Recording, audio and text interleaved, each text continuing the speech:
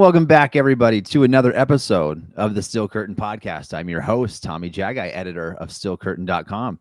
And joining me, as always, a Steel Curtain contributor, Shayne Kubas. Thanks for sticking with us here. We've had some technical difficulties as we're recording this show on Wednesday afternoon, so hopefully I don't cut out on you here. That's the reason for the delay today. Shayne, we're coming off of a Steelers win. They're 4-2, 32-13. You'd think that that's a fairly convincing win. I know that things were kind of bizarre in that game, but the biggest news of all, Shayne, is that Mike Tomlin, without officially saying it, because he never likes to do that kind of stuff, has made the decision to move on to quarterback Russell Wilson, which means Fields is heading back to the bench. We are going to talk about that a lot today because it's such a big topic. It's going to divide the fan base for sure. There's going to be people on both sides of the fence here with this decision, but you and I will share all of our thoughts and every reason why we think which player should be that quarterback of the Steelers for Week 7 in moving forward.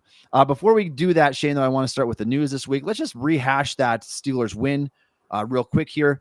32-13. The score wasn't as predictive as this game actually went. Like it was a lot closer than that. So even though they won by 19 points, things went their way at times. Justin Fields had an interception that he threw that was called back with a roughing the passer call. I mean, TJ Watt saved points, lots of points when you're punching the ball out like he does. Earned a 99.0 run defense grade, by the way, TJ Watt did this week. And so even when he's not getting to the quarterback, he finds a way to make his impact felt each and every week. What are your overall thoughts on this win, Shayne? Are you convinced by the win against the Raiders? Not one bit. I wish I was.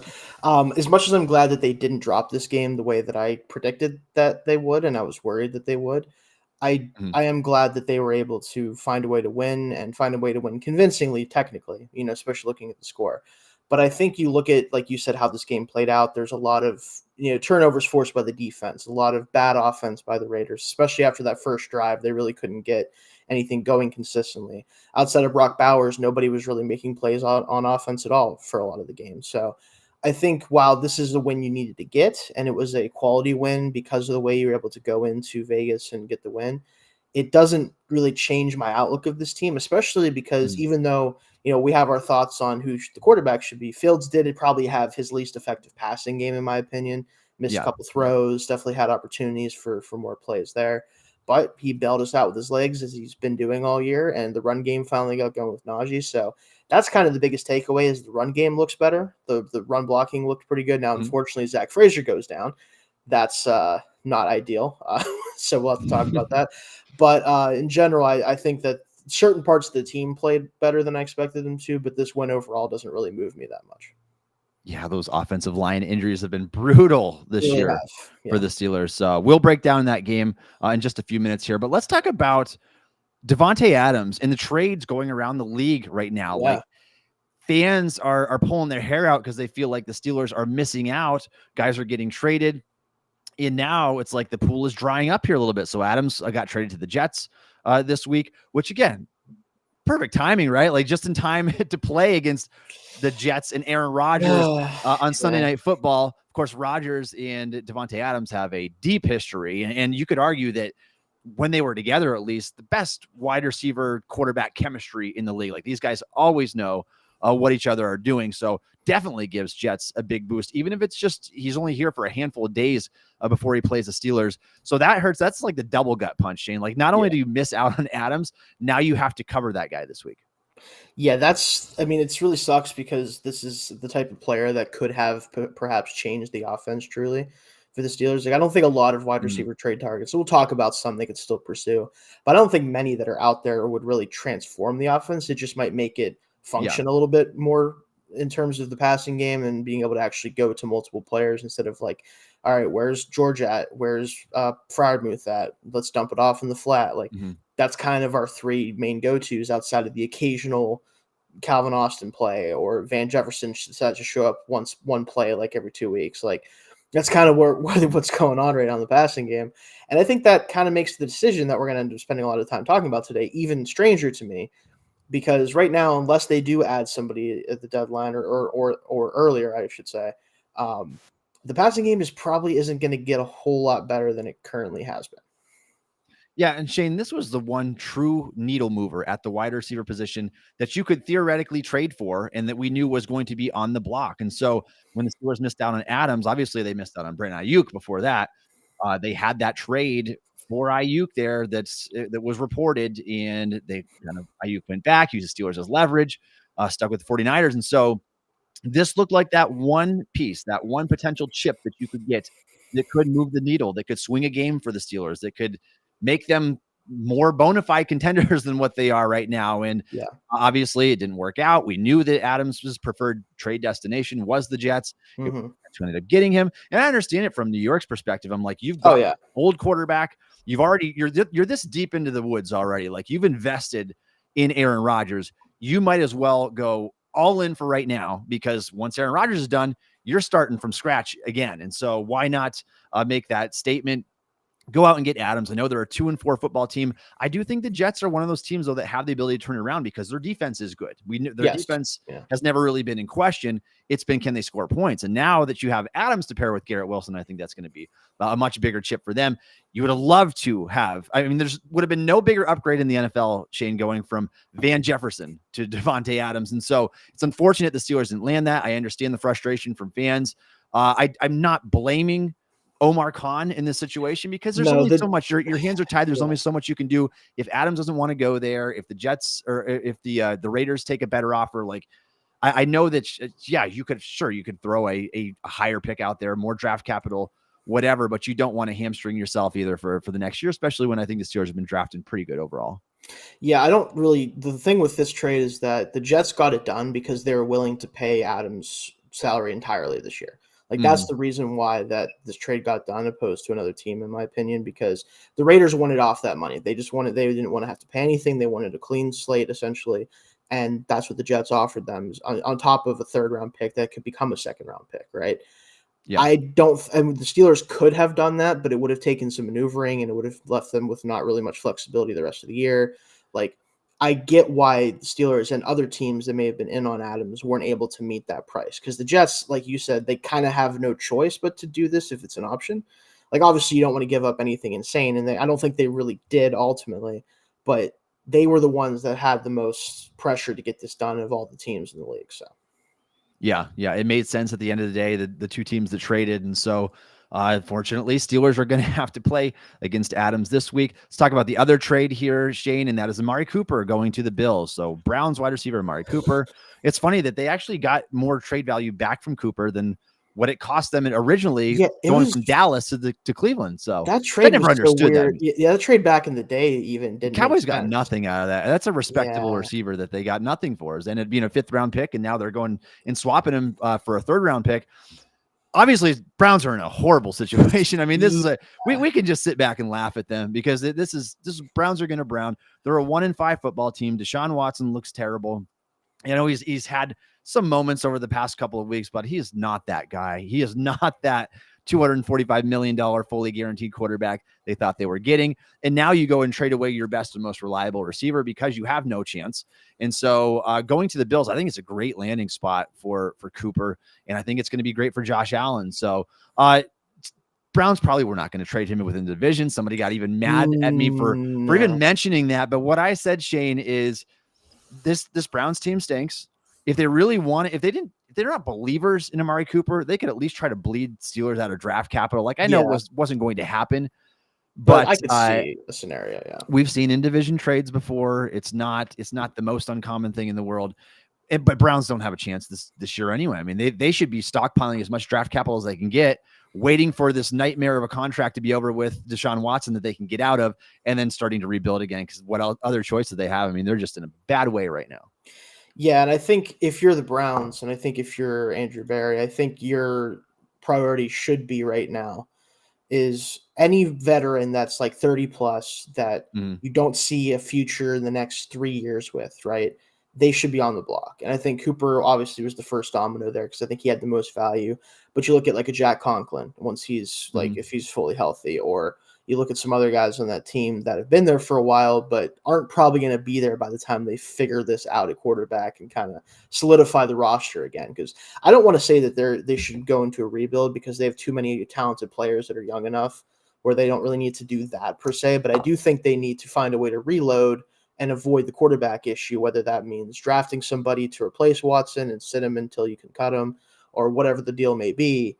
That should be their priority. Yeah. And being able to do that means the only way to do that is to get picks so you can add to the roster with his contract on the books.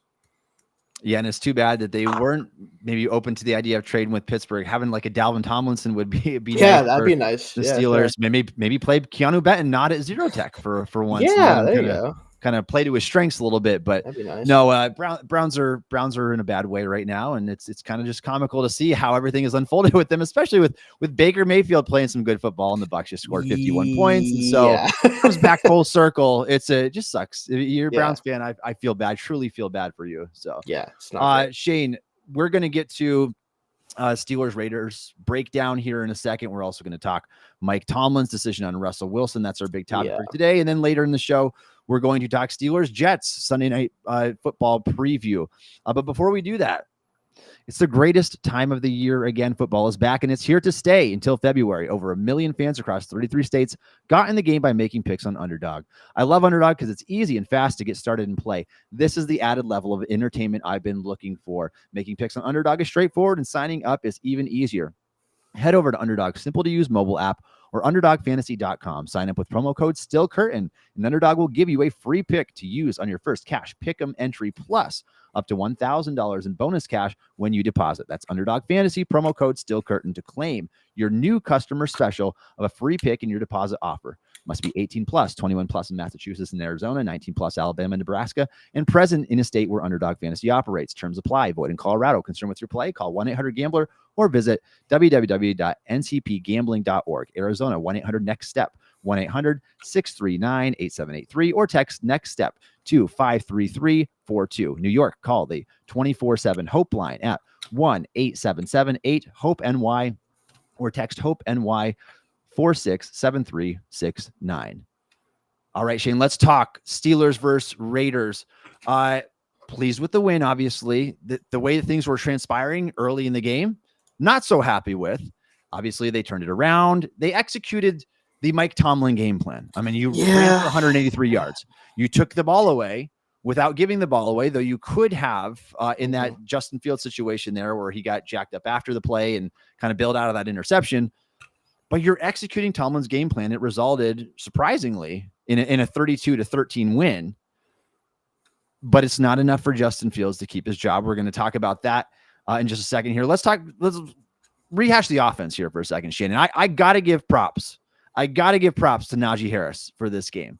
You know that I've been one of the biggest Najee critics since coming into the league. It's not even Najee so much as it is just the inexcusable amount of draft capital you spent on a running back that doesn't have that breakaway ability. Well, he showed us some of that in this game. And in fact, Shayne, I thought this might have been the best game of his 4-year career. I really think so. When you're averaging 7-6 yards a carry, you're chunking off big plays. I mean, the touchdown run where he bounced it outside, tiptoed the sideline, and then jumped into the end zone, that was the run of his career. I really think it was. Yeah. And so it's very encouraging to see Najee doing well, especially when Jaylen Warren's coming back from injury and struggling here to get anything going. So it's nice to see Najee get going in this game for sure.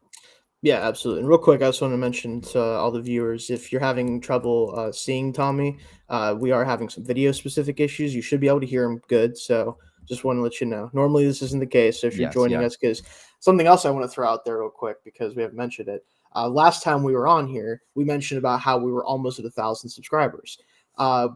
What a difference a week makes. We are now approaching 3,000 subscribers all of a sudden. So appreciate all of you. We hope that if there's any of you that are new, definitely check us out every week. We'll talk about that at the end of the show, but just want to throw that out there for everybody. But as far as the very offense much appreciate goes, that. Thank you. Absolutely. As far as the offense goes, a lot of things that are good, some stuff that was not so good, right? I think the biggest thing and the biggest takeaway, like you said, is Najee looked like a different player in this game. And I think a lot of that was to do with the fact that, frankly, he just wasn't getting hit until he was at least at or slightly beyond the line of scrimmage, when that hasn't really been the case a lot of the year. And I know part of that is his inability to burst through the hole, right? I know there's been some holes that may have been there for other backs that close up by the time he gets there. There's that element of things. But when you get this guy an opportunity to actually let loose in the open field, this is what he's capable of doing. Like, this is the tape that he was putting on in Alabama that made him a first round prospect to a lot of people.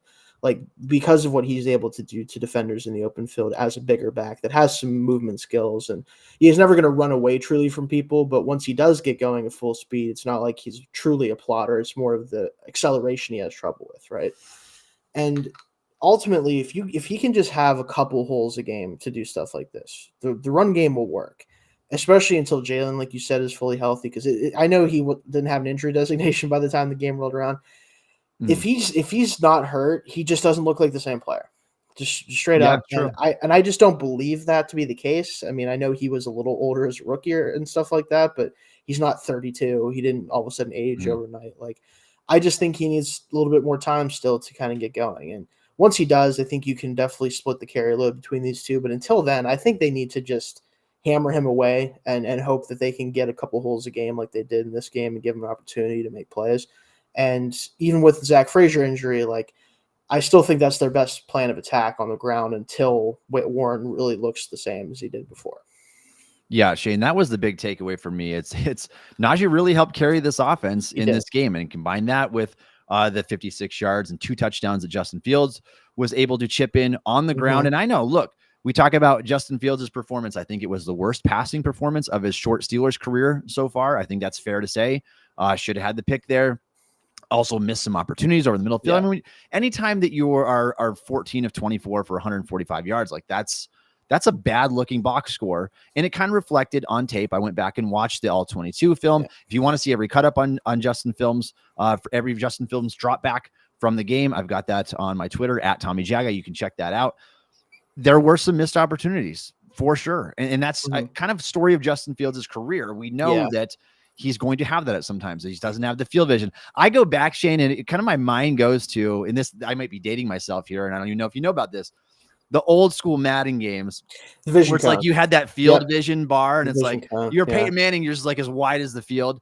Other guys are more narrow. Fields happens to be more narrow. It's just the way that he is. He's not going to change that part of his game at this point. Now he offers you other things, extremely dynamic running, getting outside the pocket. He is scary. And we saw the play this game, Shayne, where he rolled to his left, escaped the pressure, and was able to deliver a strike on the run that went for an explosive play. And so that's the kind of stuff that he does offer this team. So even on a game like this, Shayne, where the worst passing game of the season for him, his lowest graded game of the season for Justin Fields had I've got that pulled up right here. Fields had a 57.3 overall grade, but the rushing stuff helped tremendously, as it always does. And I think that's the kind of stuff that kind of flies under the radar. Is it sustainable? That's up for debate. But I think that's where we are with him. The other thing, Shayne, that I wanted to mention too was just the bizarrity of the offensive line. I know that's not a word, but this is weird because I know you've got 3 guys out for the season: Troy Falatanu, Nate Herbig, and James Daniels now. But when you look at this game, you go back and I watched the film for the All-22, and I also cut up every run block and pass block rep from the offensive line in this game. Zach Frazier and Mason McCormick, pair of rookies, were by far the best offensive linemen in this game. Broderick Jones, his controller disconnects way too much, man. Like, what is going on with him? And that one, I'm sure you've seen the play out there. If you haven't, you go look up Broderick Jones on Twitter. You'll probably find it real quick. There was a play where he thought it was he's going out for a run block. Everybody else is back in pass protection. He's like, what just happened here? He messes up mentally so much, and I just don't know how you fix that. I don't know what you do with that guy. Dan Moore, I didn't think had a great game. Isaac Seumalo didn't have a great game, but it's really the rookies that they were relying on for any sort of run success. Yeah, and the Broderick Jones play, like, I don't know if someone asked him this directly, and there's a quote out there, but I want to know what play he thought was run. Because even if he was run blocking, like, why didn't he touch anybody? Like, why didn't he go? Like, what run block was he making? Right?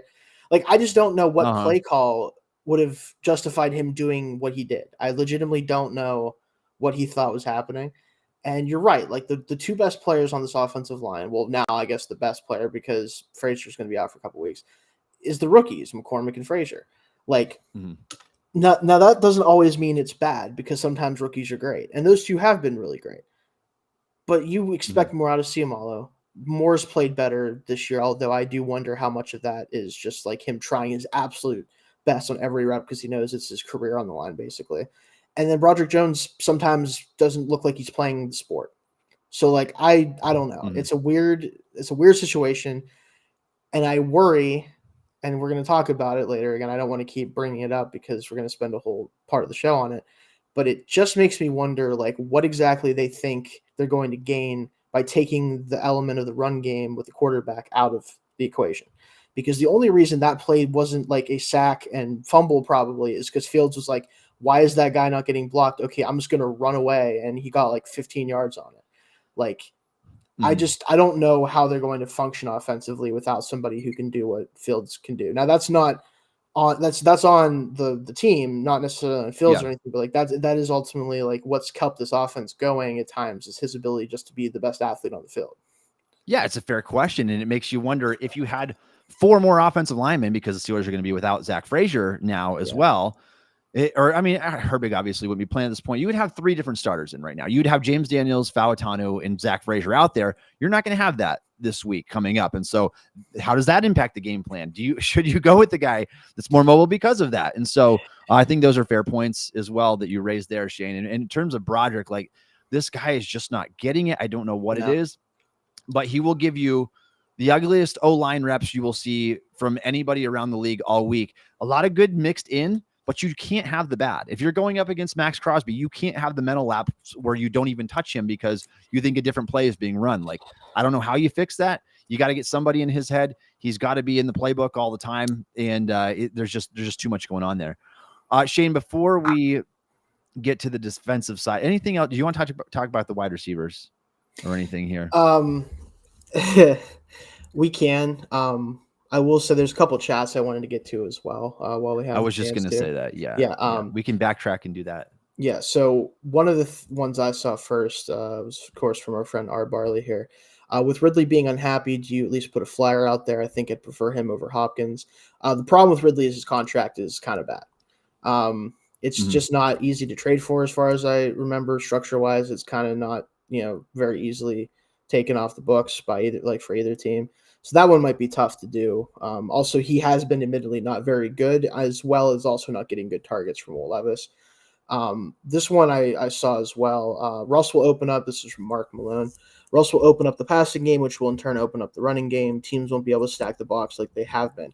I simply don't believe that, Mark. I hate to, be that guy that's like, no, but I just don't think that Wilson is a good enough passer at this point in his career to really change the numbers whatsoever. I do not think teams are threatened by him. I don't think we have the weapons to threaten them anyway, even if Russ could do that. I think ultimately the only reason this offense has worked, and again, we'll spend more time on this when we get to that section of the show, but I think the reason this offense has worked at all is because we have a super weapon at quarterback from an athletic perspective. I really think that's what's keeping us from being like a bottom 3 offense in the NFL. So those are 2 things I wanted to highlight for sure. Shayne, I want to go back for a second and talk about the Calvin Ridley comment, because I think that's fair. And I think that's fair. And I've got his contract pulled up right here on Over the Cap. Cap numbers over the next 3 years, 25, 26, and 27 years. It's going to be 28 million, 26.75, 27.25, but that does not include the prorated signing bonus. So you take that out of the equation. His base salary, what the Steelers would have to pay in 2025 would be 22.49 million. And then in 2026, 20.24, 2027, 20.74. Shayne, I think it's fair considering guys like Deontay getting $17+ million per year. Ridley is in that range of player. So in knowing that the salary goes up every year, guys are getting paid, looking at the fact that it's a little bit over 20 million per year over the next 3 seasons, is that something that you would do with Calvin Ridley? And let's say that the Titans wanted to wash their hands of a disgruntled receiver and get that money off the book so they can go and spend it again in free agency next year, whatever they want to do. Maybe that's enticing enough to both sides where Steelers can get a route running wide receiver to pair with George Pickens, take on that salary, and then maybe solve a little bit of your wide receiver problem? Is that something that would intrigue you at all? Because I'm actually mildly intrigued by that. I think my problem is that I simply don't think Ridley's tape has been good enough to justify it over the past 2 years. Okay. I just don't. Now, again, I also think one of his biggest drawbacks as a receiver is he simply doesn't catch the football very well a lot of the time.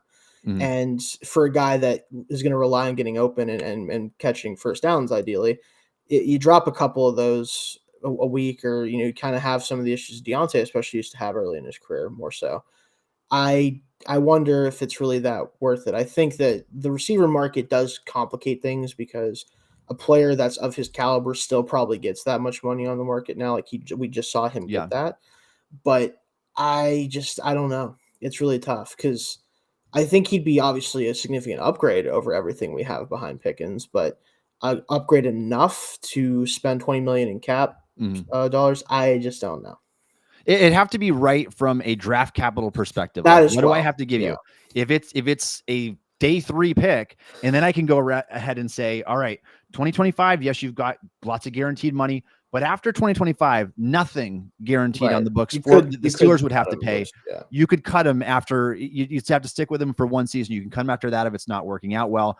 If it's cost you just a day 3 pick to go out and get him, I don't know what the Titans would want in return. But I agree that the contract is not great for the player that you're getting. Beggars can't be choosers at this point, though, and that's kind of where the Steelers are. It's like you missed out on the needle mover in Davante Adams.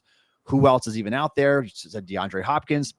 If you want an old version of George Pickens right now that also doesn't get separation, but can kind of bring some things down in traffic, go up and get the jump ball. Hopkins is a guy out there. I'm not a Mike Williams fan at all. Like I think that guy is completely toast at this point. Yeah. And if you think different, Shayne, I want to hear that. But what I've seen from Mike Williams the last 2 seasons now, it's like I'm just not a believer that he's going to offer anything.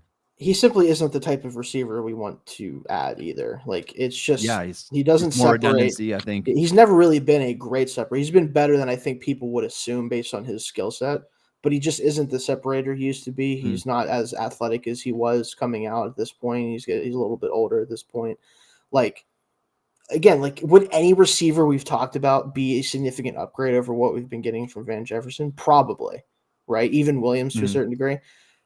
But is it worth it to give up any significant capital at all? Like if it's like a 7th round pick or something, whatever. You could trade for anybody with a 7th round pick, and I'd be like, whatever, let me see what he does, right? But outside of that, like I just don't know if it's really that worth it in a lot of cases for these guys. Like I think the receiver market kind of is dried up in terms of like guys that I think are both available and would be worth getting. Like a name that I keep coming back to, but I just don't know if they want to do this is Darius Slayton of the New York Giants. Okay, that's somebody that I think separates well, is a deep threat type of receiver, has had a couple big games this year already. Like he's somebody that if they were willing to part with for a day 3 pick because they don't plan on keeping him long term, that would be good because I think he actually offers you something you don't really get from other players. Now he has his own drop issues sometimes, but again, he wouldn't be getting as many targets as a Pickens would or some of these other guys, but he would at least offer some juice, right? That would be something I'm interested, but almost anyone else that I could think of, because I'm going down the list of like teams that are both like kind of out of it and also would be maybe willing to move pieces. They're just Christian Kirk. Isn't a lot. Jaguars, one of their receivers outside. And maybe they would be willing to, considering their awful state right now that they're in. And maybe. So they just drafted Brian Thomas in the 1st round. Kirk is only under contract for 1 more season, then they have 2 void years of his like contract. And so maybe like that would be an option. Yeah. But I think, the options are kind of few and far between right now. I wouldn't be surprised, though, Shayne. We know the Steelers, they like to get aggressive if they think they can salvage a season in any way, and which, I mean, they're on track to be a wild card team, and so they want to give themselves a shot. I would not be surprised if they make a move for some level of wide receiver before the November 5th deadline. I just think that it's exactly in their wheelhouse, especially considering their situation right now. Any other chats you want to get to? Right now, there was talk about Metcalf from our Barley, to see if we heard anything about him wanting out. Haven't heard anything about Metcalf specifically. I do think the Seahawks probably are at a point where, like, if they aren't able to like stay in this race, which luckily they're tied. They're second because Niners are ahead of them with the tiebreaker, but they're in contention for that division still. So I don't see them offloading any of the receivers. Yeah, but I do think it would make more sense for Lockett, even though he is still playing well and he's kind of a Seahawks lifer. I don't know if they want to trade him anyway, But if Metcalf is available, we could certainly talk about it. Like I certainly would be willing to talk about it. I know he has some flaws. Yeah. He had kind of a rough game, Yeah. last week, but he is that like prototype bully ball, like catch the ball, run 70 yards type receiver we don't really have. Whereas Pickens is more of that jump ball threat. Metcalf is more of the like slant and go type of guy. Like you get him on the move, run away from everybody. So that I'd be interested in, but I don't know even what they would want for him. Yeah, I'd certainly be interested in that as well. I think it's probably going to take like 3 straight losses before the deadline for probably. Seattle to even get into that conversation, unfortunately. Yeah. So I don't see that one as being like a realistic option. And I agree with you, Shane. I think that Lockett would make more sense. Trade away the older guy and keep the one who has the more valuable niche still at this point of his career, who pairs better, I think, with Jackson Smith and Jigba, who for sure. Yeah. Seattle can keep both of those guys there for a while. All right, Shane, let's move on to the defensive side of the ball for the Steelers. Got to talk about TJ Watt. Yeah. I mean, when he's not getting a sack, he's still one of the most impactful defenders in the league. The attention he draws. I went and cut up every TJ Watt snap from the L22. There were 15 plays where he was chipped and or double teamed. That's quite a few. I mean, we know he leads the league in chip percentage, the PFF's new metric that they use. And thank goodness that they actually have a stat for that now, because Watt's never been getting credit for these double teams, but he does get chipped an awful lot. And you can see that against the Raiders. They were putting the attention over him. Shane, what's hilarious though, is even on some of these reps where he's chipped, he still found a way to make 5 defensive stops at the line of scrimmage for the Steelers. 2 of them came behind the line, and one of them came at the goal line where he took on 2 blockers, stacked and shed both, punched the ball out, and saved 7 points. Like, that is just the kind of stuff that TJ Watt does. And it's not fluky, because he does it at a higher rate than anybody that's entered the league since 2017. Like, Watt is known for his splash playability, and he gives you that so consistently that you can't even say that it's a fluke. Yeah, he just one of the things, and I talked to a friend of mine about this after the game, actually, because we get into that type of mode sometimes after the game. Like, let's get. But the thing that separates TJ from the other top edge rushers in the league for me is, like, regardless of where you rank him as a pure pass rusher, right? He just has instincts about football that really nobody else, in my opinion, has at the edge position in particular. His ability to find ways to impact the game no matter what the situation is. Like, this is a game he had no pressures, no hurries, no nothing. They did not allow him to affect the passing game. And it didn't matter because he was unstoppable in run defense. He had 2 forced fumbles. Like, again, he finds ways to be the best player on the field at times, even whenever they're doing everything in their power to make sure that he can't wreck the game as a pass rusher. And this is what you get, right? Okay, like, normally a pass rusher gets technically no pressure and does really not much at all as a pass rusher. That player didn't have a good game. TJ Watt might be the player of the game in this game, and he didn't even do anything as a pass rusher. Like, that's, I think, what separates him from the rest of the group a lot of the time, is his ability to just do things that nobody else seems to be able to do consistently. Yeah, and he was getting blocked by 3 guys at times, Shane. You go look at the all-22 film there, and it's not surprising. You see what's on the opposite side of him. Jeremiah Moon is over there, and Isaiah Loudermilk, and guys that just don't play that position, can't do so at a high level. You know that Watt is the guy to stop. You try to stop him, and even if you take him out in terms of a pass rusher, you can't take him out in terms of run defender. 99.0 run defense grade. That's basically the highest score you can get. He had a 94.7 overall grade according to Pro Football Focus this week. He is the runaway favorite for Defensive Player of the Year. And I want to add some context to that, though, too. Aiden Hutchinson suffered a catastrophic leg injury this week. And I feel so bad for him because he's such a fun defensive player to watch. He kind of reminds me of Watt in some ways, like the splash play, like intercept the ball at the line of scrimmage, rake the ball out of the quarterback's hands. Like, he does a lot of that kind of stuff. And maybe he'll be kind of next in line to kind of fill that role. He's already looking like a Defensive Player of the Year on the Lions, but his leg just snapped there, and he's going to have a long road to recovery. If you haven't seen the video, don't look it up. You don't want to see it. So it's definitely not for the squeamish there. And for what it's worth, Shane, before the game started on Sunday, Aiden Hutchinson was plus 250 odds to win Defensive Player of the Year. That's first place. Watt was plus 350. That was second best. Now, 1 week later, TJ Watt is plus 100. And I believe the next highest person on the list is plus 800. So it's not even close right now. I got it right here. Actually, it did bump up a little bit. So Will Anderson Jr. plus 450 is next highest on the list. And so Watt is definitely a clear favorite for Defensive Player of the Year. I think if this is one of the things, obviously fans will be rooting for the rest of the way.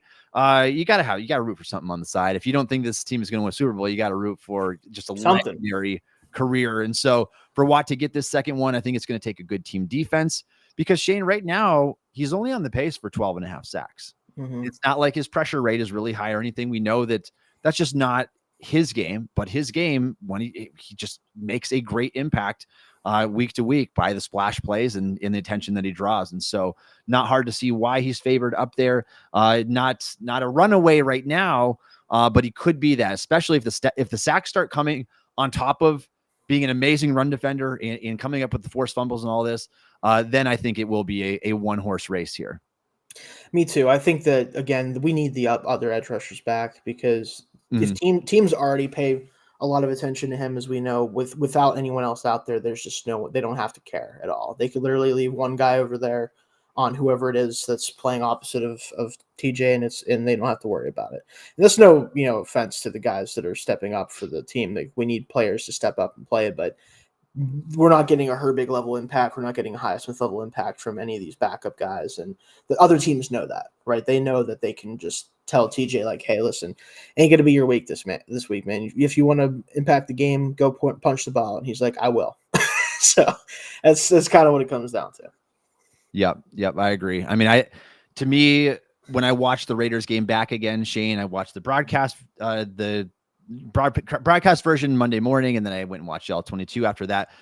Watt was a tier above everybody else in this game, in my opinion, especially when you would look at the Steelers' defensive side of the ball. I think Landon Roberts had a pretty good game. Everybody else was so, but it came down to splash plays. Was really good. Cam was good. Yeah, Cam was good for sure. And they ended up after that first drive, it's like, where is this game going? Like, I was worried I was right about this game. Yes, you let the Raiders like march right down your throat for a touchdown in the first series, and then from there on, it was like 6 points the rest of the way. Like, sign me up for that. They did move the ball a little bit, but just 3 yards a carry, 4.7 yards, I think, per pass attempt. And so good defensive performance overall, spearheaded by TJ Watt, of course. I thought that the linebackers had a good games overall. Yeah. So definitely moving in the right direction there, and just nothing flagrant. Like that's the biggest thing I wanted to see, is nothing flagrant from Beanie Bishop this time, nothing flagrant from Patrick Queen in terms of just like, you just allowing these enormous plays down the field or whatever. So I think that was encouraging to see. Not that we expected that really with Aiden O'Connell at quarterback and no wide receivers, but at least the defensive performance you want to see. Yeah, they did their job against an offense they should have done their job against, except for that first drive, right? Like, that's really the only one that was clearly just bad. But otherwise, it was pretty standout performance overall by defense. So, all right, Shayne, I've got no notes from special teams again. Pretty straightforward. We've got a good kicker, and Corliss Waitman's not been an issue at all. So, yep. Until I noticed myself being like, Corliss, what are you doing? I'm not going to say anything about him. So that's kind of my take on that. So perfectly fine with that. I do want to say real quick that the NFL kickoff thing, it's been like a complete non-factor. Like the new kickoff rule, it's not changed at all. It is. I think they need to tinker with it a little bit more, but it's still better than what we were getting, at least, I guess. Like, it is still a little bit better. There are some more returns happening, and we've had a couple touchdowns. So, like, I get it's not as explosive as we all wanted it to be, but I think you got to give a lot of credit to the kicking units and the kick coverage units. Like, they have adapted to this quickly and not allowed it to play a huge factor in the league so far. So kudos to those groups, I guess. Yeah, and I think the one thing that they could improve, Shayne, is make the penalty worse if you kick the ball into the end zone. Make them bring the ball back out to like the 40, and that way you're going to get a lot more returns. If the goal is to get returns and have it do it safely by lining guys five yards away from each other, do it that way. I also don't like that you can't disguise an onside kick anymore. Like, that takes some excitement out of the game. It does. So. All right. If you are a fan of the Pittsburgh Steelers and you would like to support the Steel Curtain podcast, please consider subscribing to the Steel Curtain podcast on YouTube We appreciate all of your support. We've got shorts, YouTube shorts going out all the time. We got 2 live shows a week. This is one. We always do it at 1:30 p.m. Eastern time on Wednesday. I know we were late today for technical difficulties. Also, Josh Yorish has a show on 1:30 on Wednesdays. Check out his show. He does an awesome job.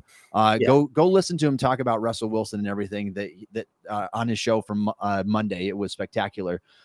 Shayne, let's talk about Mike Tomlin's decision to start Russell Wilson, and a curious one it is. And so let's backtrack here and add some context. Russell Wilson was signed during the 2024 offseason. He signed for the veteran minimum. We later learned that the job was at least vocally secured by Mike Tomlin, saying that this job is yours, when the Steelers went and traded for Justin Fields, which was an even bigger surprise that they got both of those quarterbacks. Yeah. When they traded for Justin Fields, Tomlin assured Russell Wilson that the job would be his. Well, guess what? He wasn't wrong. He kept his word, and the job is going to be his in week 7. Now that Wilson is supposedly healed from that calf injury, he's struggled with it all throughout the summer. He's rarely played, got a few series in the preseason, handful of practices as a full participant through training camp. Is that enough? Is what Fields done, Shayne, enough? Is it egregious enough to bench him entering week 7 for Russell Wilson? The simple answer is no, it is not. I think especially the first 4 games of the year. Now, I know we've seen a couple games in a row now of him not quite living up to what he was doing the first 4 weeks, but he was much better passer and a processor quarterback for us than he ever was for the Bears, right? And it wasn't spectacular, but it was passable. And when you add his ability to throw down the field when we allowed him to get some big plays in the passing game, and more importantly, use his ability as a runner more effectively, because now teams do have to respect him a little bit in the passing game, where they didn't really have to do that as much in Chicago. I think that we are seeing the start of something that could continue to progress especially if we add a receiver and the line gets healthy. Like, I think there was a chance that Fields could be the answer quarterback for at least a while and give us actual starting caliber quarterback play while we, whether it's figure something else out or draft somebody to maybe sit behind him for a while, whatever the plan would be, but it would at least give you an actual answer at quarterback beyond the next, 11 games and change, right? That was kind of my thing. And so he plays better than he's ever played over a 6-game stretch, in my opinion. The team is 4-2. Benching him in this situation tells me that for whatever reason, the coaching staff feels like his deficiencies in the passing game are great enough that Russell Wilson can improve it enough that it is worth switching these 2 out.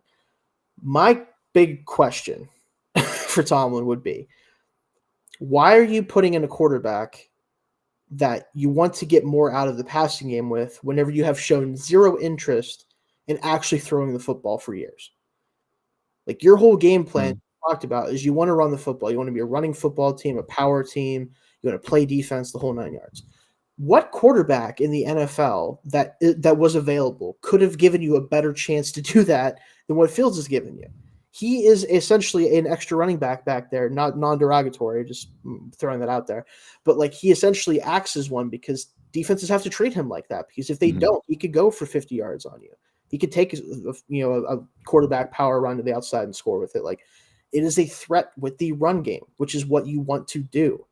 Taking him out is a guaranteed way to make the run game worse. It is absolutely 100% chance that you're going to be a worse running football team with Russell Wilson back there. No matter what you think he may add in the passing game, if you think it's going to free things up a little bit, what do teams have to worry about in the passing game? They have to worry about George Pickens sometimes when he's running his routes, and Pat Freiermuth whenever they decide to throw him the football. That's about it that teams have to actually worry about. Obviously other guys get involved sometimes, but worry about not really anything else besides those 2 things. Do you think you can field a good enough passing game with a slightly better passing quarterback? I don't personally think so. Shayne, you hit the nail on the head right there. Is the benching justified? No, it is not justified. And for those reasons that you just said, Mike Tomlin's philosophy, he does not sugarcoat it. What he wants to do. We all know what he wants to do. We all know. He's been very, very clear about it. The Rooneys have as well. The Steelers want to run the football, number 1. Number 2, take care of the football. Number 3, play good defense. It's truly as simple as that. It's been that way for years now. It's what they wanted to do. And now that Roethlisberger is retired, Tomlin has all the control to play his style of football without any veteran quarterback interference. Mm-hmm. He can decide exactly how he wants to play. He wants to run the football. He wants to take care of the ball. He wants to play great defense. Here's the irony in this, Shayne. The Steelers were doing just that with Justin Fields. They're 9th in the league in rushing. They're 4th in the league in giveaways, only giving the ball away 0.7 times per game. They are 2nd in the league in scoring defense. The collection of the big 3 characteristics of your philosophy have you about 5th overall. You are doing the things that you want to do at the level that you want to do them, and you get benched for that. Now, I know that Fields can be better as a passer. I know that he struggles in certain areas. He's going to miss guys at times. He's going to be inaccurate at times. Yeah. We've seen that. That's not changing. He's far enough in his career now. We know that part of his game is not going to change, even though he's 25 years old and younger than Kenny Pickett, which was given a lot bigger shake than what Justin Fields was, by the way. But Shayne, I want to tell you this as well. If you prorate Justin Fields' numbers over a season, now take it for what you will. If you hate prorating, whatever, that's fine. But the reason I'm doing this is because I hear the argument the other way saying, well, look at Russell Wilson, what he did in 2023, threw for 26 touchdowns and 8 interceptions. Sure, that's true. Do you remember how many games the Broncos were getting blown out last year? Do you remember?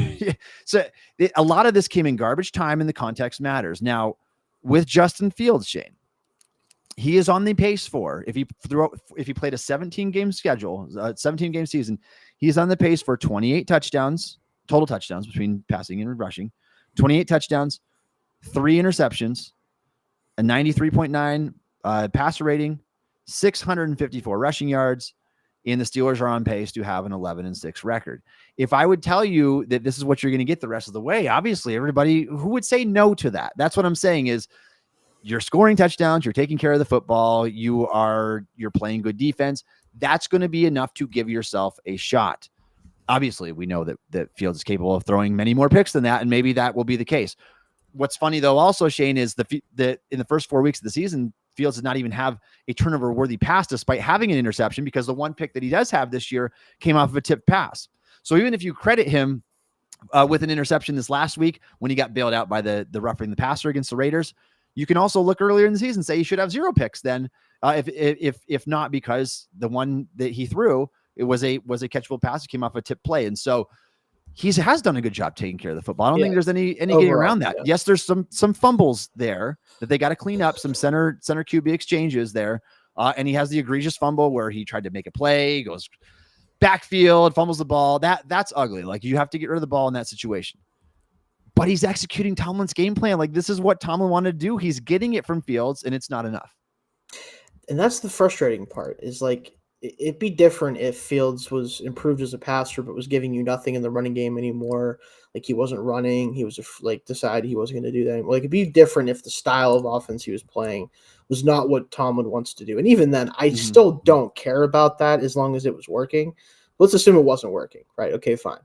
Go into Russell Wilson, then I can understand that. Or if we were 2-4, right, and the offense was looking good and he was a big part of it and he want to spark the offense and try to get this going, sure.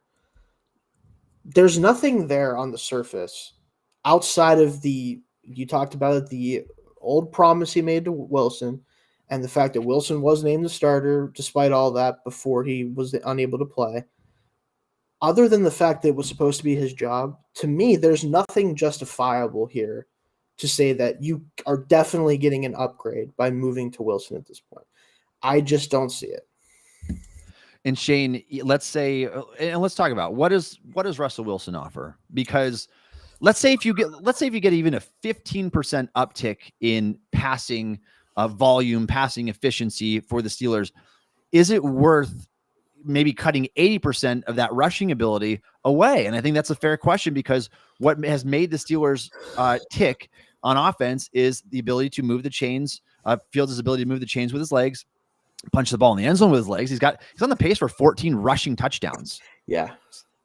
So take that for what it is as well. I think it matters whether it shows up in the box score. And obviously, every time that Fields runs the ball into the end zone, it's not it's not having a positive impact on his passer rating. If he would have been like Russell Wilson those last 2 years in Denver, and you're throwing scores in from the 2-yard line, the 5-yard line, like those all pat your stats. They make you look a lot better in the box score, and they increase your pass rating. Right, running the ball into the end zone doesn't, but it has the same effect on the game. You're still scoring the points. Now, again, Steelers at 20.7 points a game. It's not great. You'd like to see it higher, even though scoring is down around the rest of the league. It is higher than it's been in several years now for the Steelers. And so you're at least trending that way. I just don't think that Wilson has much left in the tank to offer. And if you look at him, who he is right now, Shayne, and if you ignore the first decade of his career, because obviously Wilson is a great player. He's put together a Hall of Fame resume. But we have to evaluate the player that he is right now. Wilson turns 36 years old next month. He's hardly practiced with his team from the start of the summer until now. He's been dealing with a calf injury, a severe one, obviously severe enough to the point where you missed months of action. He wasn't great on the Broncos the past 2 years, and he wasn't great on the Seahawks the year before that. I do not care what the box score stats say. You can throw the 26 passing touchdowns at me all you want. Go back and put the film on, and you will see what I mean. A lot of this is coming in garbage time, where the game is already out of hand for Denver, who wasn't a very good team the past couple of years anyway. And even his last year in Seattle wasn't that good. And so now we have a 3-year sample of mediocrity from Russell Wilson. And Shayne, the biggest part here, by far, is Russell Wilson, because of his age and knowing that he is on his last legs here, he offers zero hope of a future for this Pittsburgh Steelers team. Zero hope. What is the best case scenario if Wilson plays well the rest of this year? Let's say he even wins you a playoff game. Now he's going to be 36 years old. And are you going to trust paying him a multi-year contract to be the quarterback of this team? Like, there's no hope here. On the other hand, you've got Justin Fields, who is 25. He's over a decade younger than Russell Wilson. And he does offer at least a glimmer of hope. Even if you're not a Justin Fields believer, let the season play out. See what's going to happen, because the thing is, if you don't believe the Steelers are a Super Bowl contender with either quarterback, how can you justify going to Wilson? Why not at least go with a younger guy who may be able to give you something, may be able to in 2025 and beyond? Wilson does not. It's really as simple as that. That I didn't bring that up because, again, it's kind of the most obvious one, but like that by itself is enough for me. And this organization has zero interest in looking beyond what's directly in front of them. And I think that is a reason why we're so consistent, but why we're never achieving above what we've been achieving for the past almost decade now, where we're always going to be good. We're always going to be a team that's hard to beat in certain situations. We're always going to be a team that can win 8, 9, 10 games. But what are you going to do about getting beyond that? Like, what big swing are you going to take? What future thinking move are you going to make? I'm not saying you have to mortgage your entire next 3 years to try to be good in 5. Like, that's not what I'm saying. But this type of decision is the clearest example of it, where, yes, I don't know if Justin Fields is going to be a quarterback for us beyond this year, but he at least could potentially be one, even if it's for a couple years after, to give us time to draft a quarterback and develop them, or find another veteran that is more equipped to be a starter for a few years and actually give us a chance to go to a Super Bowl.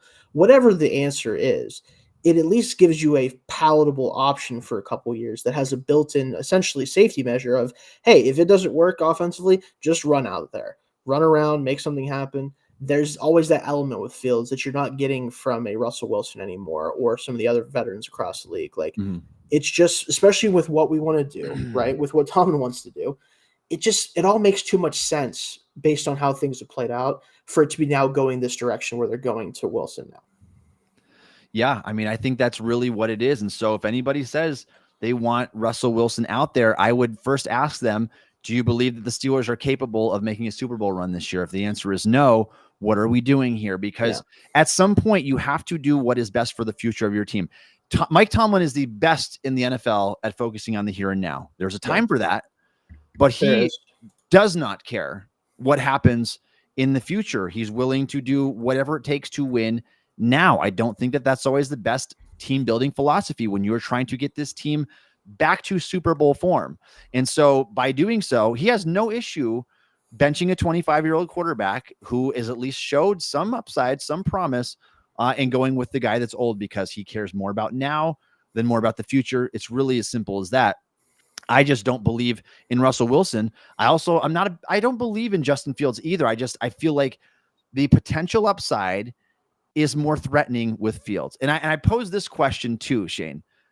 If you're an opposing team playing the Pittsburgh Steelers, let's say you're even the New York Jets this week, which team do you think or which quarterback, do you think is more difficult to game plan around? Is it the 36-year-old statue who's coming off of a calf injury and who hasn't played with his team? Or is it going to be the guy who is a top 3 dynamic rushing quarterback in the NFL who can kill you down the field with his arms as well as with his legs and chip in 50 to 80 rushing yards and a touchdown at any given point? That is the player, I guarantee you, if you ask them, they'd rather not have to face Fields because of the trying to contain him and the threat of what he can do. Wilson, I don't think scares anybody. I don't think in any situation the rest of the way from here on out, and if the Steelers were to make the playoffs as a wild card team and it's, oh no, we've got to go against Russell Wilson. Well, at least with Justin Fields, Shayne, if you're in the playoffs, you could get one of those dynamic. He could pull one out of his hat. He could pull one of those dynamic games out of his hat, like the second half we saw against the Colts, where it's like, all right, you're going off for 280, 300 yards. You're running in for a pair of scores. Like you are literally going toe to toe with a Josh Allen. You can't do that with Russell Wilson, not the Russell Wilson version we've seen the past 3 years. I just don't believe in it at all. No. And you need to be maximizing, like for Tomlin, especially if he's trying to maximize everything like he always does. I just don't unless Wilson before the calf injury, like the few practices he had before it, and then once it was technically healed, and then before he got hurt again, unless he was just absolutely dynamic out there and he really looked the part, he looked like old Russell Wilson, barring something like that, I don't know how Mike Tomlin looks at himself in the mirror and says, you know what, the best upside of this team, the best way to give this particular version of the Steelers a chance this year, not even looking in the future because we know he doesn't care about that, but just looking at 2024, if he thinks that the best opportunity for them to win is by putting Wilson in there, I just simply don't know what he's seen from him and from Fields to suggest that. I really just don't. And again, maybe it's just a difference in opinion between myself and him. Obviously, he's the coach of the team. He knows more about it than I do, obviously. But just watching what Fields has done, I think he's developed enough of as a passer where the very minimal passing game we are able to do anyway is fine for him. We're not asking him to do a lot because, frankly, we can't do a lot in the passing game. I don't really know how much more we can do in the passing game at this point because of the limited options we have. It just seems counterintuitive to what he generally preaches, and it seems counterintuitive to his style of we got to maximize everything we got in the year that we're playing in. To me, that would still be Fields. It wouldn't be going to Wilson at this point. Yeah, and Shayne, I think the only way that you can really, truly justify this move is if you are 100% out on Fields and you truly only care about this season and you're not looking ahead at all. If you just want to say, how can we get to 11 wins? How can we secure our ticket into the playoffs? And what could we possibly do with a guy who's been here many times before and has won a Super Bowl? That's the only justification I think you can get out of it. You can't justify anything about the future because even if Wilson plays well the rest of the way, are you really going to trust in a now banged up 36-year-old quarterback who's going to be 37, 38 on his next contract? I mean, the only guys that I'm paying that late into their career are if your name's not Tom Brady or Peyton Manning, I don't have any interest in even sticking with you that long because we've seen Ben even Ben just wasn't the same quarterback at that age. And so there's nothing to suggest that Wilson's going to break the mold there and suddenly be a guy that's worth making a lot of money very late into his 30s and even into his 40s. That's just not going to happen with him. And so he doesn't offer hope of a future. And because he doesn't, I would rather stick with the guy, especially at the end of the day, Shayne. I kind of think that maybe these guys are within a game of each other. Maybe it's 10 games no matter what. You might get sucked into that wormhole where it's you're just going to get 10 wins because that's what the Steelers do, regardless of who your quarterback is. So knowing that and thinking that's going to be the case, I want the one who could give you more splash in the playoffs, and I want one that offers more hope of a future. To me, that's Justin Fields, and it's not particularly close. So we'll see how this thing goes. But yeah, the short-sightedness is definitely holding the Steelers back from capitalizing on these windows.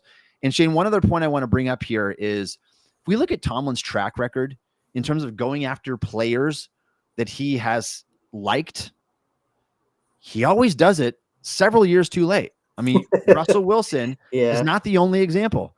He liked Patrick Peterson a lot throughout his career. He got him too late. He was no good by the time he went to Pittsburgh. He liked Miles Jack a lot. No good by the time he went to Pittsburgh. He liked William Jackson a lot. Traded for him. Guy was terrible and didn't even play a snap because he was injured. Yeah. He fixates, I think, on guys that he has that pre-draft crush on. And for some reason, with nostalgia, whatever, he just can never let it go. And I fear that Russell Wilson is a case of that, because truly, if we watch the film in recent years, he's only been a fraction of the player he was most of his career in Seattle. He truly has. And so that's the biggest thing here. I know people personally who don't like the Steelers, who were rooting for this to happen to them, to bench Justin Fields and to start Russell Wilson. That kind of tells you where they're at right now. Yeah. And I wanted to, I totally agree with your point there, but there's a couple chats surrounding this that are very different in their thoughts. We have Grady Williams Jr. here commenting, Justin Fields is 4-2. Kenny Pickett was 5-2. Where is Kenny now? Justin is in the bottom 10 of every quarterback stat there is. So again, if you're looking at the stats for the Steelers offense, I hate to break it to everybody, you are never going to be particularly impressed. Not with the way that they're running it, not with the way that Tomlin wants it run. The stats are never going to look particularly eye-popping.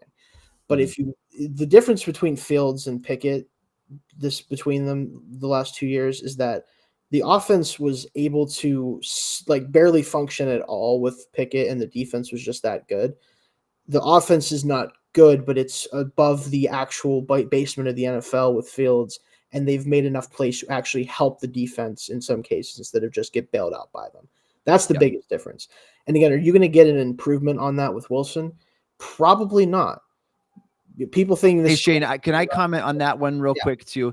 Sure. I want to make a prediction here that in the post Ben Roethlisberger era, as long as Mike Tomlin is the head coach of the Pittsburgh Steelers, you will never see a good statistical season from the quarterback again. No, I truly believe you won't, because the philosophy will not allow for that. You're never going to pass the ball with enough volume. You're never going to get creative enough, because you're always going to be too concerned about not giving the football away and playing good defense. You will never see a good statistical season from a quarterback as long as Mike Tomlin's here. That's what I don't think you will. And the other comment that I saw that was interesting from Jose here, people thinking this is 2015 Russ.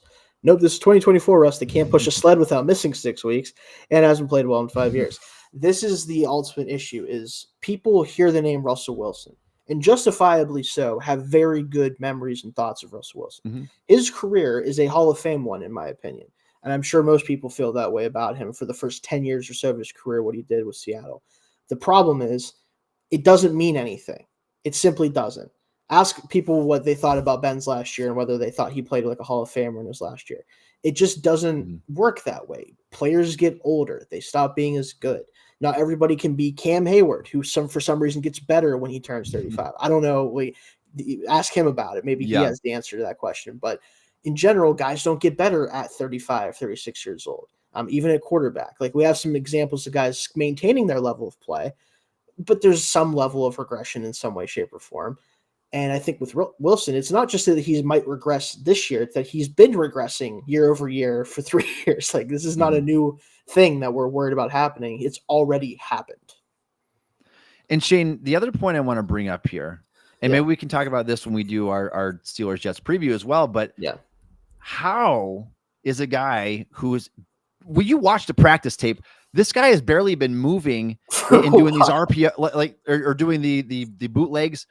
How is this guy going to have enough maneuverability to overcome the woes of the Steelers offensive line without 4 of their top 6 offensive linemen this week?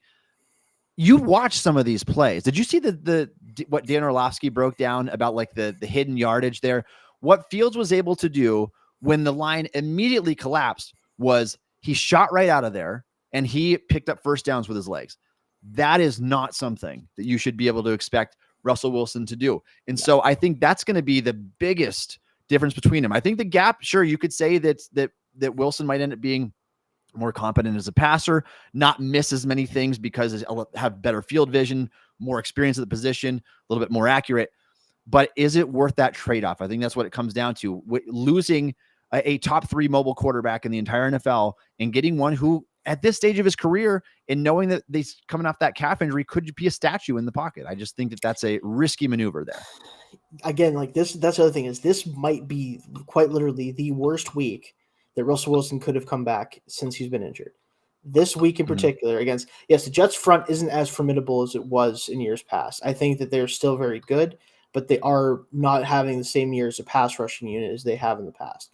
But you're going to have one guy out there, well, 2 guys now because the fact that Seamal is back that you expected to have out there in week 1 at their positions you expected them to have. Because, Broderick's out there, but he barely is. No offense to him. He sort of is out there, but not all the time. I just think that Wilson is going to get killed. I really do. I don't want to spoil too much about my Jets prediction here, but I just have a hard time imagining this be going very well for him. It almost feels mean to put him out there in this week in particular, where we don't know what our starting lineup is going to look like on the offensive line and how they're going to play. We just have no clue. I think it's a fair thought, Shayne. So let's move on to that Steelers-Jets preview. Yes. Sunday Night Football. Sunday Night Football, the last time did not go so well for the Steelers. They lost to the Cowboys on a final play there. Are we having this conversation if the Steelers are 5-1 right now? They're one play away from potentially not even having this conversation about it. I don't think it matters. I don't think the record matters because if it did, 4-2 is plenty good. I don't think that matters. 5-1 obviously better, but yeah, it is. I don't know. So, and again, I can't get it out of my mind going back to the reports that Tomlin promised the job to Russell Wilson when he signed. And so that's what scares me. If that truly is the case here, and you're doing it because you gave a verbal commitment or whatever, might not want to do that. There's a lesson for you. All right, Shayne, let's talk Steelers Jets odds. The Steelers are 1.5 point underdogs in this game, despite it being at Acrisure Stadium in Pittsburgh for Sunday Night Football. The Steelers, they usually thrive in these situations. The Jets are a 2-4 football team. The Steelers are not favored in this game, despite being 4-2. So it makes you scratch your head a little bit. Now, I know the Jets obviously just got Davante Adams. Big boost for them. It truly is. And I think that the Jets are going to be a better football team than a lot of people give them credit for moving forward. But Shayne, do you think this is a fair line to start the Steelers as 1.5 point underdogs in this game, despite it being at home and with their record and the way their defense is playing? Unfortunately, yes. I think when you factor everything that's going on here, the fact that there's a quarterback switch happening that many around the league don't think is actually a positive one, including ourselves. When you have an offensive line who just lost not only its 4th offensive lineman, but the best of the bunch for at least this game, if not probably the next 2 games. And the fact that the defense is still beat up all over the place. You're still dealing with injuries there. And you have a team that just played the Bills really hard, easily could have won that game. And they're getting Davante Adams. It just feels like everything is set up for this to be a big home disappointment. And so I'm not surprised that Vegas has us as underdogs in this game despite being at home because, frankly, the vibes aren't great right now. That's kind of the easy way to say it. The vibes aren't great. At least to me, it doesn't seem like we're trending in the right direction in that perspective.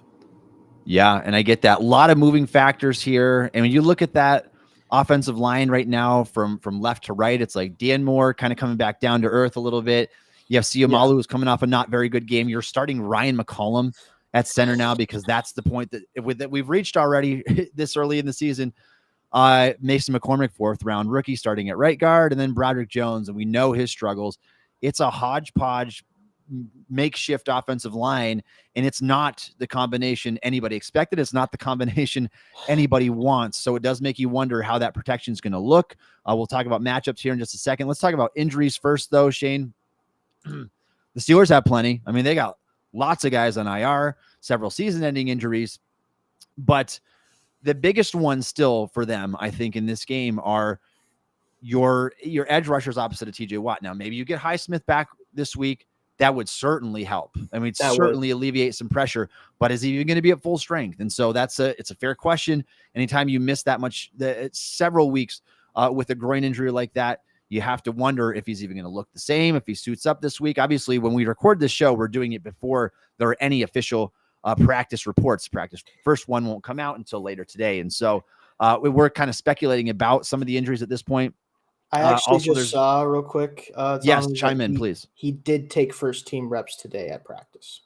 Okay, that's a very encouraging sign. So Wilson we can assume that he's probably going to. Yeah, Wilson. I'm sorry. I'm talking Wilson. Okay, I thought we're shifting gears here now. Wilson. No, okay. I wanted to mention that because we have a chat saying about how he's not going to play apparently from this guy here. Hate to break it to you, bud. I think that Wilson is going to practice and play this week and start. First team reps is certainly a sign, and so just want to mention that real quick. Take it for what it is. Yeah, and from the reports that I've seen, Ray Fittipaldo, Brooke Pryor, they believe that feel is that Wilson is going to start. Tomlin kind of alluded around it like he always does. He's not a straightforward talker. He's not. We know that. So he'll beat around the bush as much as he can, but it definitely sounded like, just by everything that he said, all the context clues pointed to Russell Wilson this week. So yeah, we'll keep an eye on the practice report, but obviously getting Alex Highsmith back would be huge at this point. And then we may have to wait until after the bye to see Nick Herbig, to see Zach Frazier. Like getting those guys back is going to be enormous for this team as well. I mean, the thing is, Shayne, I think the Steelers actually had really good depth this year for like the first time in years, and it just all got depleted so fast. They just had really bad injury luck, which can happen. Yeah, we need to get healthy, bottom line. Like this team against other teams that can actually play, like no offense to the Raiders, they were also beat up and had nothing to really go off of. They were outmatched just from, even though both teams were beat up, they were even more beat up in ways that matter. Like the Jets are a team that we certainly are capable of losing to, and I think especially so with the way that things are lining up. So need to get healthy past this game, but hopefully they find a way to pull it out this week, but it's not great on that front right now. Yeah, and I love this this kind of satire tweet from Underdog. It said, Davante Adams, suddenly healthy, will practice fully Wednesday. It's comical too, because he could have played. I mean, the guy could have played. I'm pretty sure he could have. Yeah, I'm pretty sure he would have been all right. So yeah, it's there's been a lot of media outlets that have kind of joked about that so far. So yeah, expect Davante Adams to be out there. It is worth noting that the Jets have some injuries in the secondary. DJ Reed won't be practicing, and we'll see what his availability looks like. Michael Carter as well. They're just good corners. I mean, they've got a really good trio of cornerbacks. Sauce is going to be playing for sure. But those other guys, we'll see. They're kind of up in the air. It's not like the Steelers are going to be able to exploit that. We have all these guys they have to deal with matching up. Yeah, look at you. Better watch out for Van Jefferson and Scotty Miller. But so now we'll see how that impacts things. Let's talk about some matchups here, Shayne. Obviously, TJ Watt's going to be the guy that draws the attention. But the Jets' offensive line has not been good either. So you wonder how that's going to work out, especially if you can get a Highsmith back. Maybe you can take advantage in this game. Yeah, Tyron Smith in particular, like I was really a big fan of them signing him because of how great of a season he had, and he was mostly healthy for the Cowboys in 2023. But he's had some bad games, some bad reps. In that Bills game I was watching, like he let guys kind of come through with almost no resistance at times. Epinesa just destroyed him.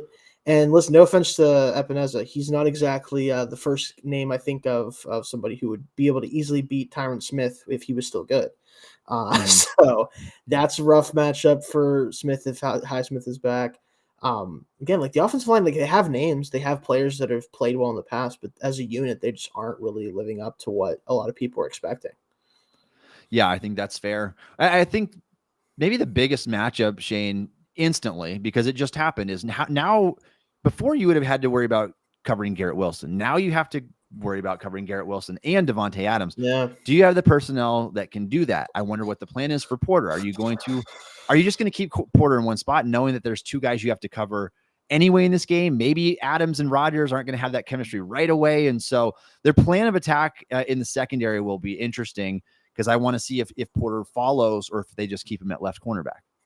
Yeah, I think that it's probably better to just let him stick somewhere because no matter what, it's going to be a tough matchup for whoever the second corner is. So like, I don't know how much it matters. Mhm. I guess I'd probably rather have Porter on Wilson just because he's obviously been with the team the whole time and it's starting to heat up. So maybe it makes sense to let Adams prove to you that he's ready to go right now and go from there.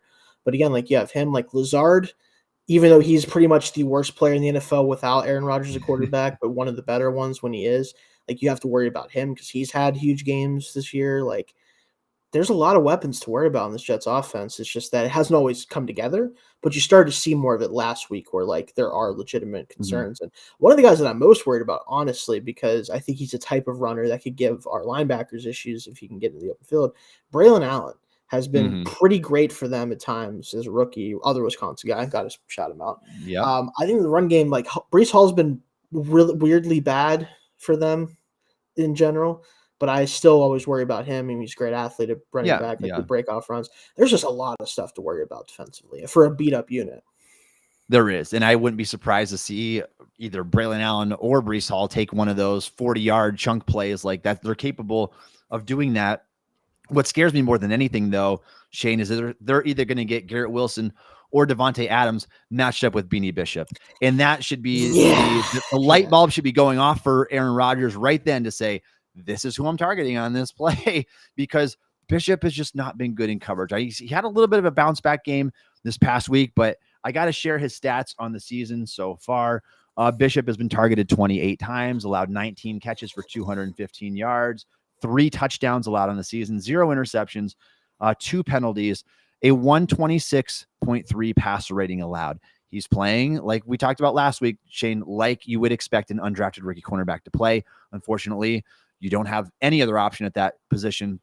I hope that Corey Trice can come back soon. Maybe you can get something else out there in your dime defense, maybe even your nickel defense that can give them a spark, because Bishop, as good as he is as a tackler, and he's made some amazing plays against the run, he just has really struggled in coverage. And if you get some savvy receivers like this on him, guys that can run routes and fake you out, it's going to be another one of those nightmarish type games, I fear, covering these receivers from the Jets.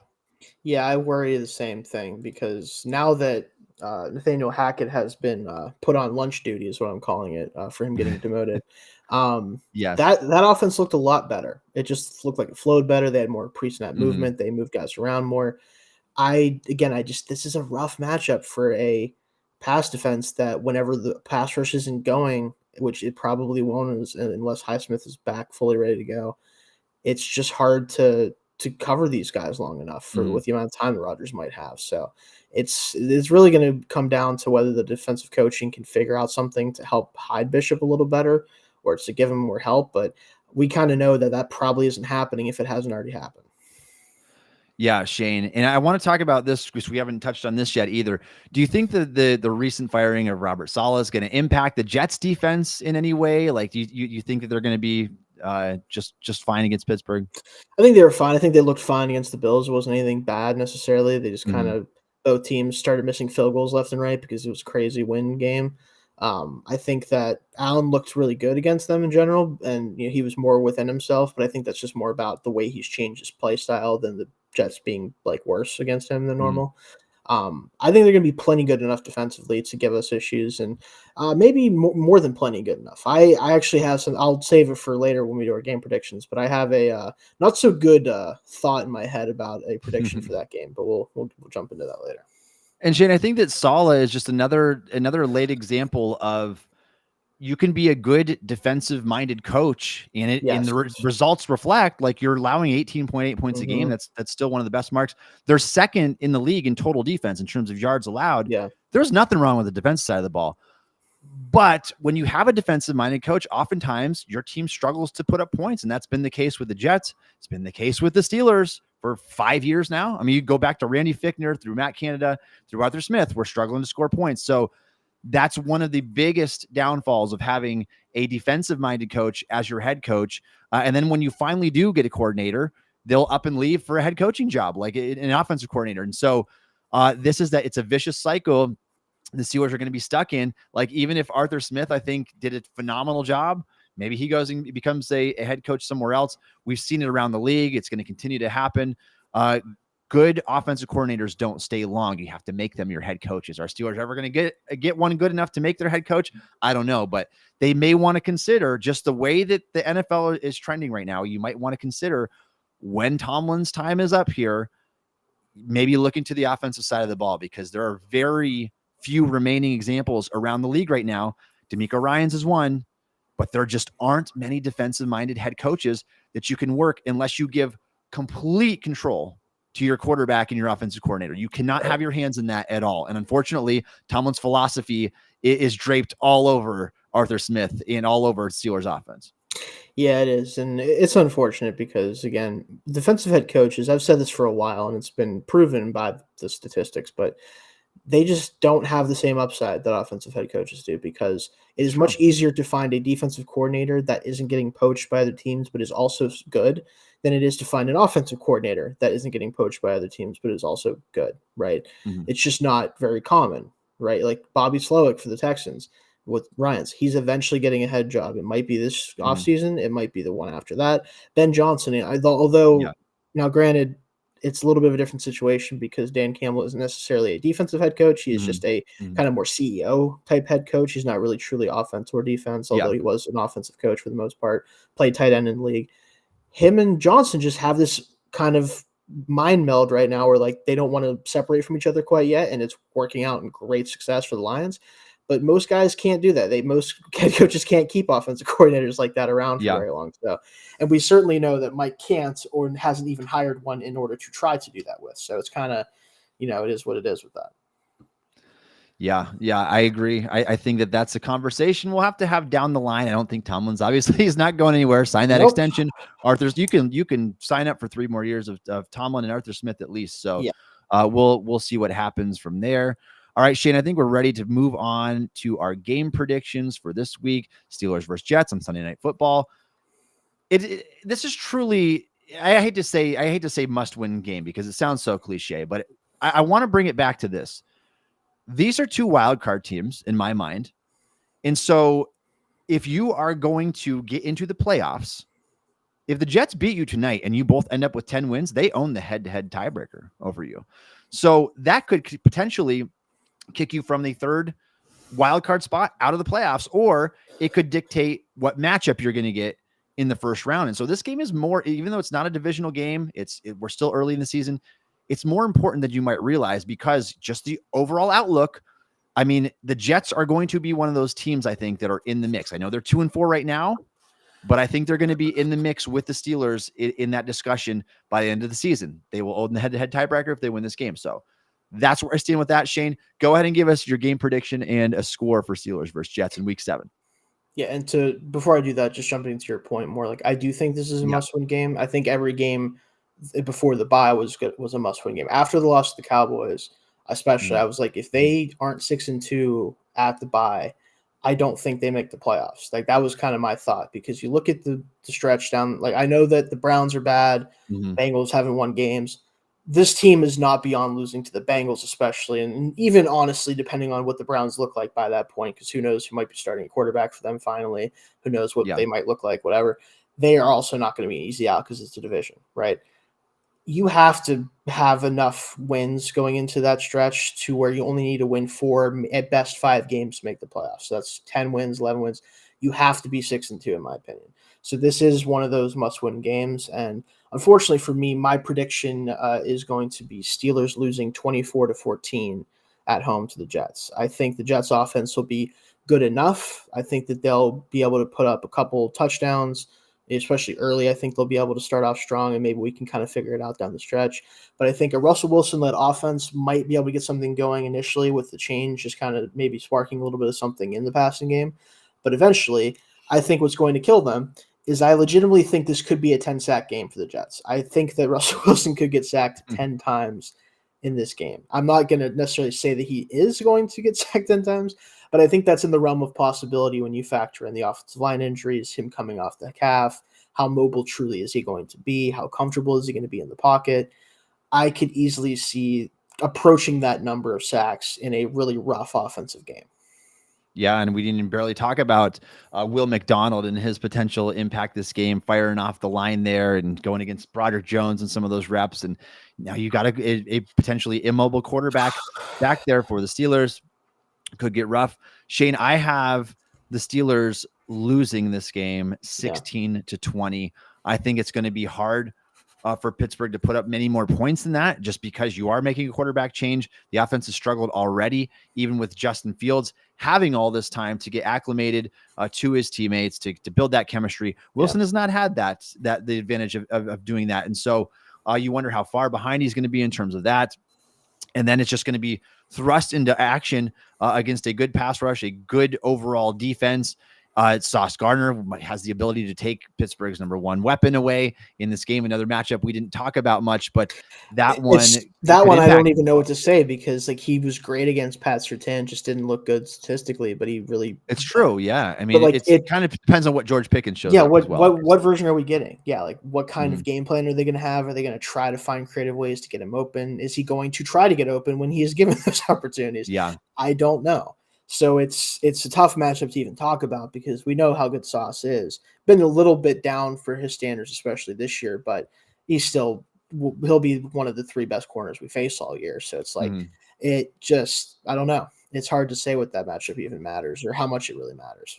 It is, Shayne, but given the lack of ability to get open by Steelers receivers in general, knowing that Russ is not going to have that same mobility as Justin Fields, I do see it going south. I see him getting sacked a lot. I see him getting hit, and I don't know if he's going to make enough plays to make up for it. I've got 16-20. I think that's about the extent, the peak of their offense this week. I'd like to be surprised by it, but we'll see what happens. And if the Steelers do struggle that much, Shayne, it's like, how many games do you allow this to happen before you kind of go back? So I think that's a fair question as well.